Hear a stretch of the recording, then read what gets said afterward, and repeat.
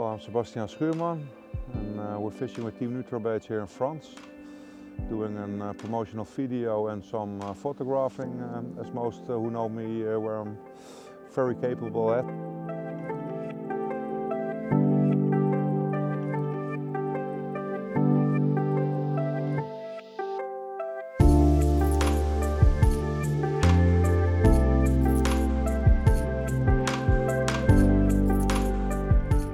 Here we are at fishing Le Botte on the Goncourt complex in France. I've come here with fellow members of the Nutrabaits team. There's 4 of us. We're kind of fishing the water as a team. It's quite a big water, there's 35 acres of water, and there's only 4 of us fishing. We're obviously a group of friends, so we're fishing together, and we've had a draw for swims and basically trying to make the most of what's in front of each swim.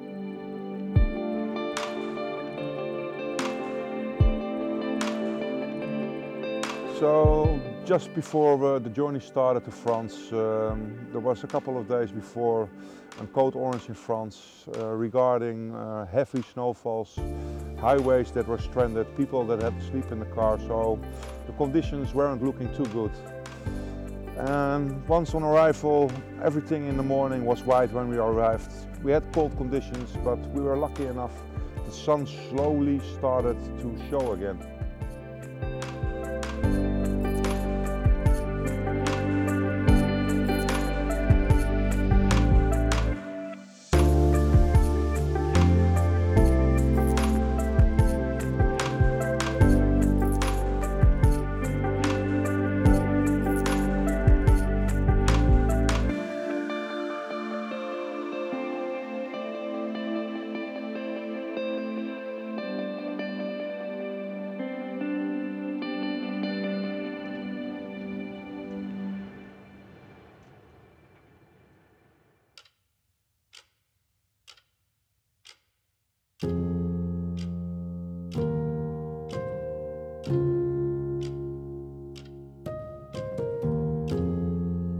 You obviously can't be completely selfish when you're fishing as a team, and also it's not an out-and-out fishing session, it's a bit of a break and also a bit of a social session as well.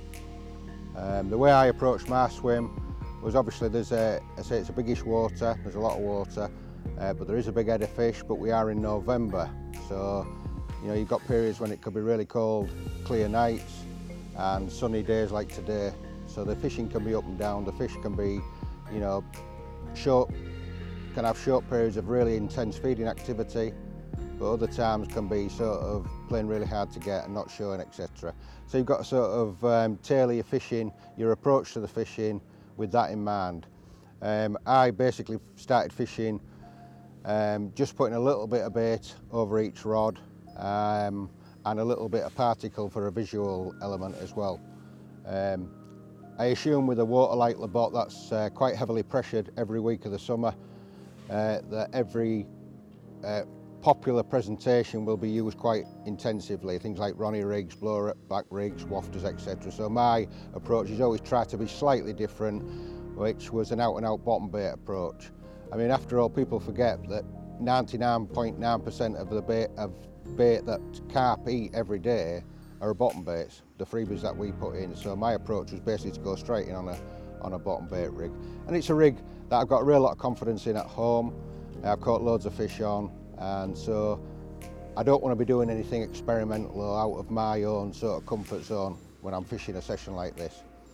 As I said, we've had some of the weather that we've had has been really clear, cold nights, but really warm sunny days, and it's really noticeable that the conditions we've had is when we've had some long periods of sunshine and quite mild nights that the fish have come on quite actively feeding, and in the periods when it's really cold, then obviously they've gone, you know, they've gone on a lull, and we're not getting as much action.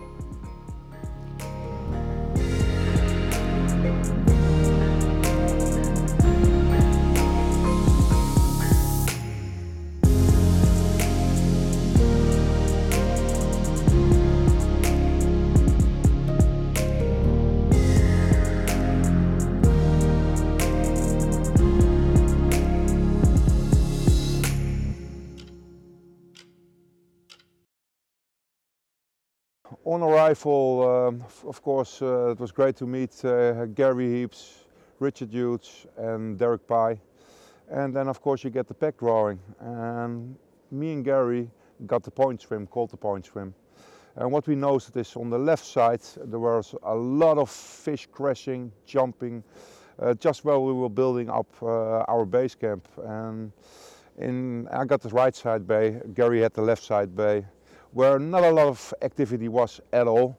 But I decided, instead of straight on fishing the spots in the right hand side bay, to fish really compact on the entrance from the left side to the right side, and just bait up the areas I investigated and thought that could be the right places for later in the week. So instead of directly fishing on top of them, I slowly started by chucking in small amounts of bait on several areas, so that once the fish would start moving, and I had a feeling, because not only Gary was fishing on the left side bay, but also Richard and Derek decided to fish there, I had a feeling there was a big chance there would exist a too big line pressure.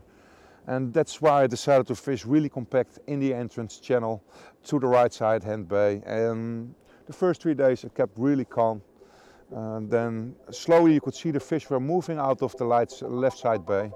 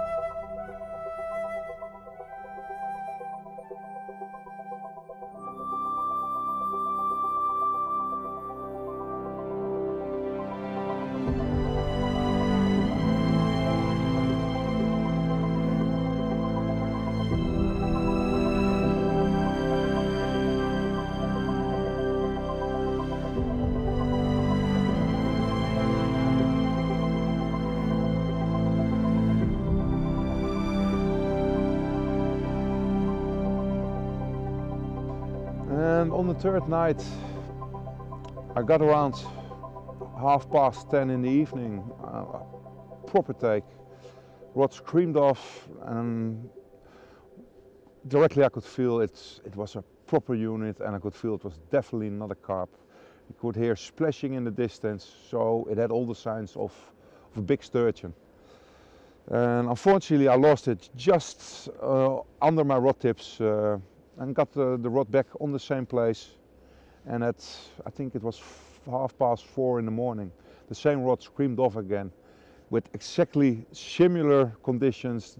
The rod bended in, and it took me at least 45 minutes to finally saw a massive sturgeon coming up on the surface. It's called Ricky, on 63 pounds. Massive, amazing looking prehistoric fish. And that was the kickoff. And yeah, you know, not everybody likes the fish, but like I said, I really love the fish, the prehistoric look, and it was an honor to hold the fish and to fight the fish, because it's incredible the strength this fish have. So after making some really awesome shots with Gary, we released the sturgeon, and it takes some time because they give everything they have while they're fighting, so they're completely empty. So you need to take your time by forcing it forwards, backwards, so it will get oxygen. And that took at least 15 minutes before I could release it. So very important, if you catch sturgeon, keep that in mind. Don't let it loose and go to think it's swimming away, because it will go to the bottom and it will die.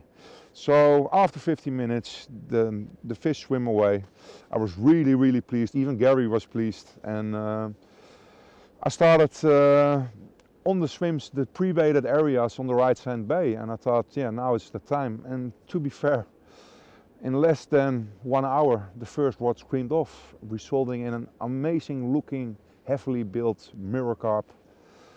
And I think less than 2 hours later, my top of the island baited area rod screamed off, resulting in a stunning, heavily scaled mirror carp. And just when I placed my rods back in position with my RT4 again, less than an hour, the same rod screamed off again, and it kicked off. So this shows that, you know, sometimes adapting to your fishing and looking what the other guys are doing, because you could be on the munch with all in the same area, but eventually on the long term there will exist some line pressure and the fish will start moving.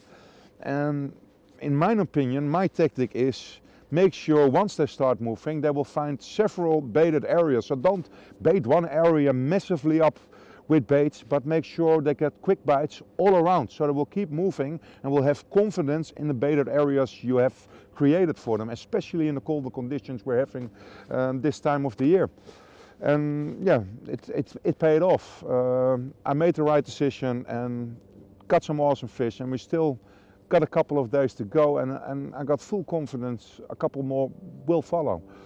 Fish are crashing, are moving finally in my area well. It completely shut it down on the left side bay. So like I said, you know, it's all about adapting your angling and try to predict the situation that's going to exist with people who are fishing other areas.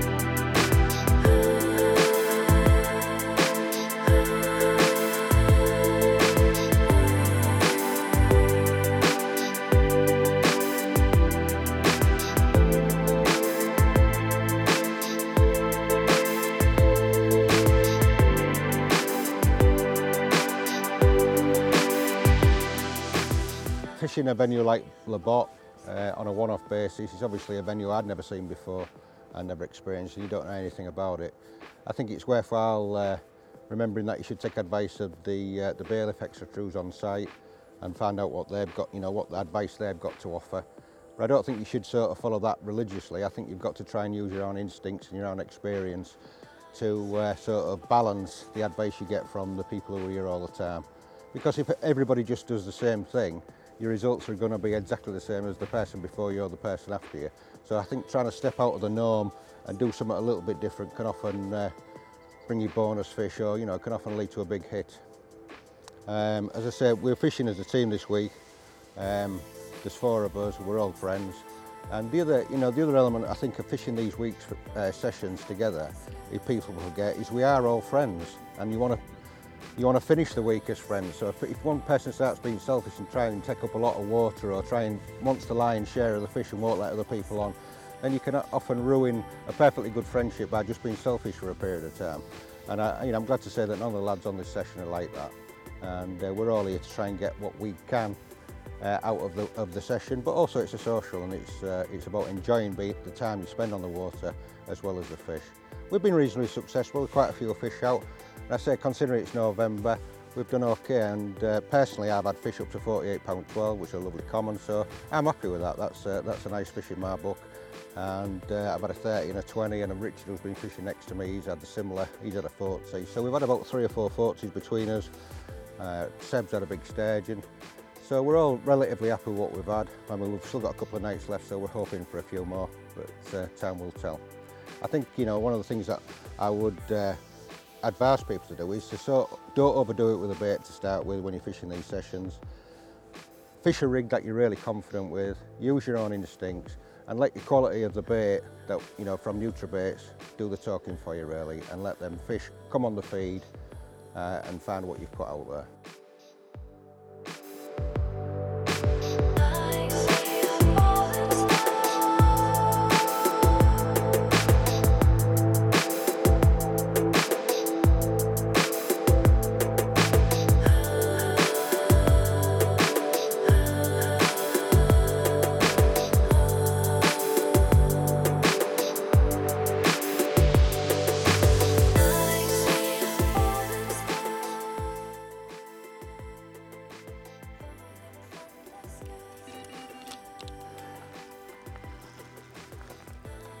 Yep.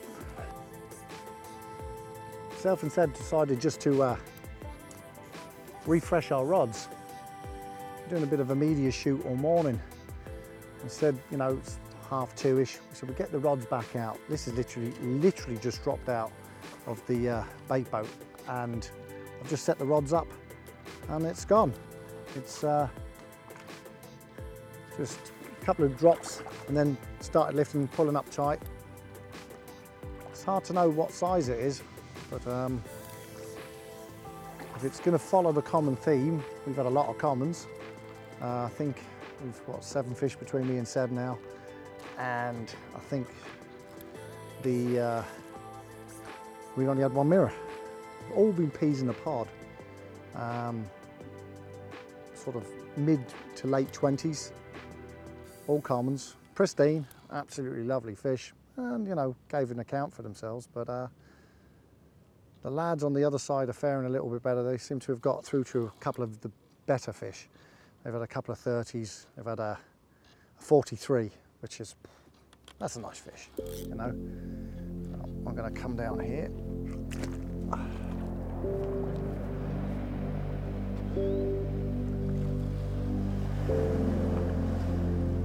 I don't think this is particularly big, but as I say, it is a little bit hard to tell.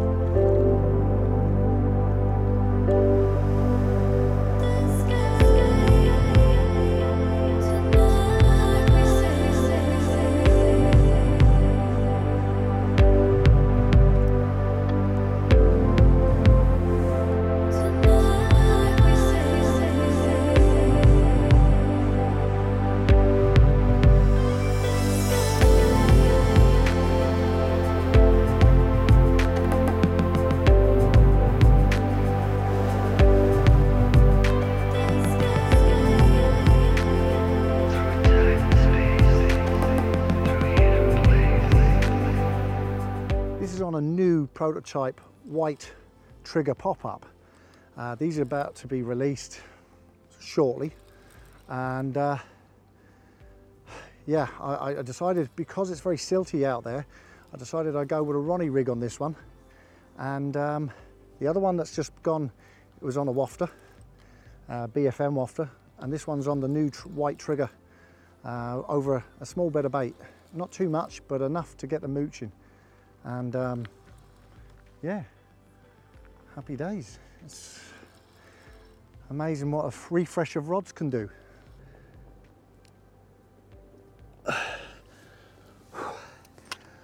Minus the sling, 40 pound common, 40 pound one I think it is.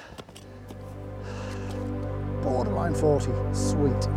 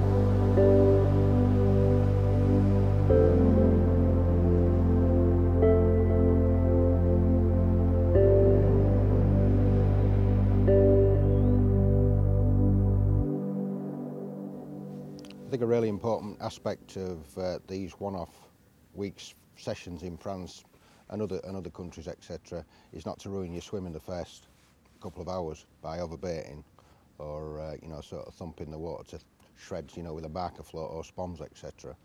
I think you really, particularly as you get towards the back end, when conditions aren't perfect and the feeding can be sporadic, I think you've got to be really aware of what's going on in front of you by watching the water and let the fish guard what, you know, where you place your baits, etc. It's always worth the first few hours just lobbing stringers out or putting single hook baits out and then taking it from there and keeping your eyes on the water and letting the fish guard you. I mean, if you found the fish are really feeding intensively and you're getting a lot of action, there's nothing to stop you building the swim up with bait after that period. But you do hear of, and I've seen a lot of anglers turn up on these sessions and start, you know, piling the bait in kilo after kilo, spomming, etc. And then then they sit there for a week, you know, several days and don't get any action. And you can soon do that on these sessions, so you've got to be really careful. Right, I just thought I'd show you a couple of the rigs I've been using this week and at home as well. This is like a period of the time of the year called, we always call scratching time. I think it was Rod Hutchinson who first coined that phrase. And basically it means that, you're scratching around for bites. The fish aren't feeding as intensively as they maybe were early in the summer. The feeding periods are shorter. And you're just basically trying to get any bite, any kind of action. My standard rig really is a very simple knotless knot rig with a little bit of tube into all the air, quite a reasonably long hair and about 8 inches of braid. It's very simple, very easy to tie, and I use it 9 times out of 10. But like I say, by the end of the summer, these carp in pressured waters have seen thousands and thousands of boilies. A lot of the carp have been caught on the thousands and thousands of round balls that we throw in the water, the boilies, etc. And by the end of the summer they've seen it all, and they are very wary.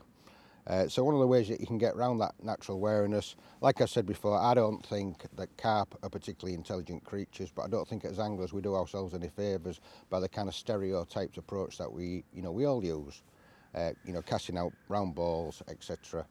I think just by changing the shape of your hook bait can often just get past that natural wariness. And as you can see there, we've got just basically the same hook bait but chopped in half and then fished in sequence. Or you can fish them back to back like that. Or you can even use half a bottom bait and half a pop-up and fish them like a sort of mini snowman rig. All of these things fished with a scattering of baits that you've halved or even quartered.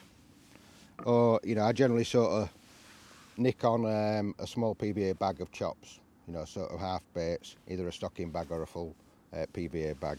And just a little sort of, thinking out a little bit outside the box and using something a little bit different from the generally used round ball can often pick you up the odd bonus fish. And it's a useful little tactic that definitely catches me fish. And it's a tactic I tend to keep for that scratching time. I don't use it all summer when it's not really needed, but just when I can't get a bite, I'll often sort of put a couple of rods on that, and it does work.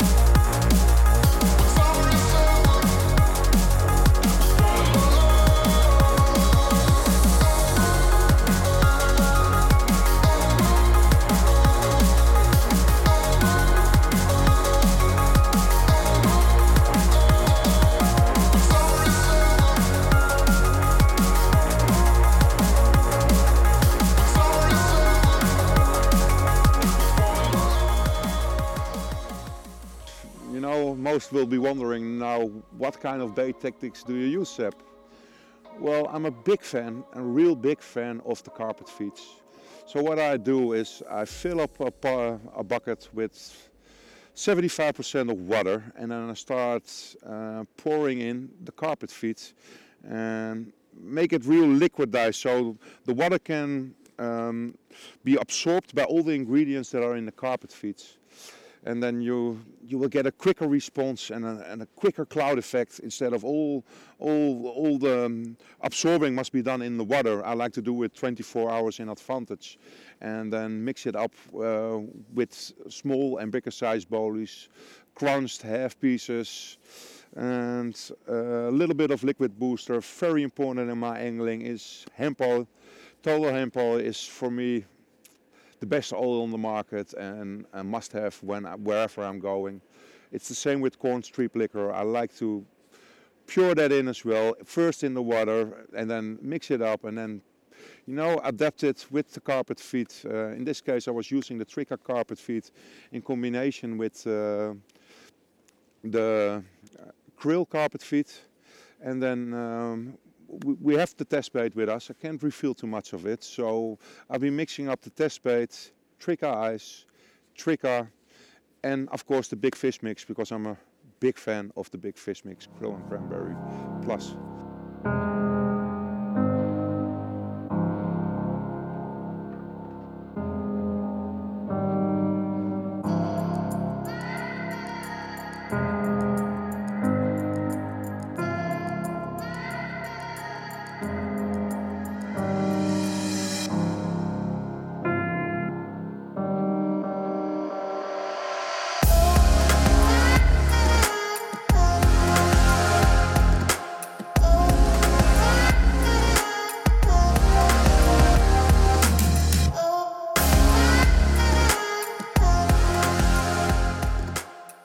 I think a really important aspect of these one-off weeks sessions in France and other countries, etc., is not to ruin your swim in the first couple of hours by overbaiting or you know, sort of thumping the water to shreds, you know, with a barker float or spoms, etc. I think you really, particularly as you get towards the back end, when conditions aren't perfect and the feeding can be sporadic, I think you've got to be really aware of what's going on in front of you by watching the water and let the fish guard what, you know, where you place your baits, etc. It's always worth the first few hours just lobbing stringers out or putting single hook baits out and then taking it from there and keeping your eyes on the water and letting the fish guard you. I mean, if you found the fish are really feeding intensively and you're getting a lot of action, there's nothing to stop you building the swim up with bait after that period. But you do hear of, and I've seen a lot of anglers turn up on these sessions and start, you know, piling the bait in kilo after kilo, spomming, etc. And then they sit there for a week, you know, several days, and don't get any action. And you can soon do that on these sessions, so you've got to be really careful.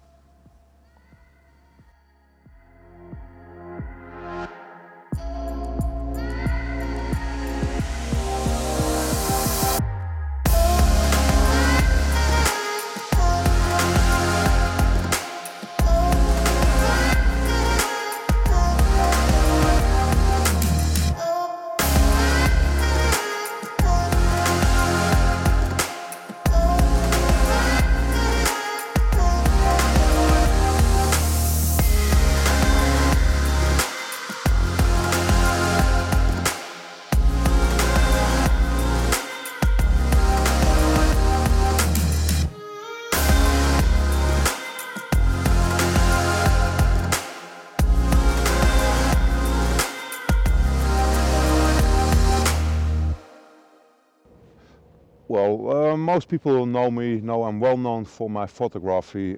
For the ones who don't know me so well, photography is a big passion of me that stood in our fantastic hobby carp fishing. And I got a lot of questions from our followers about photographing, how can I improve the photographing, and we decided to do a nice item for our followers about how we do photographing. And to start off, the best camera on the market is the camera in your hands. And it doesn't matter if you have an iPhone, a full frame camera, a mirror reflex camera, it's all about the person holding the camera. And most important, it's all about composition.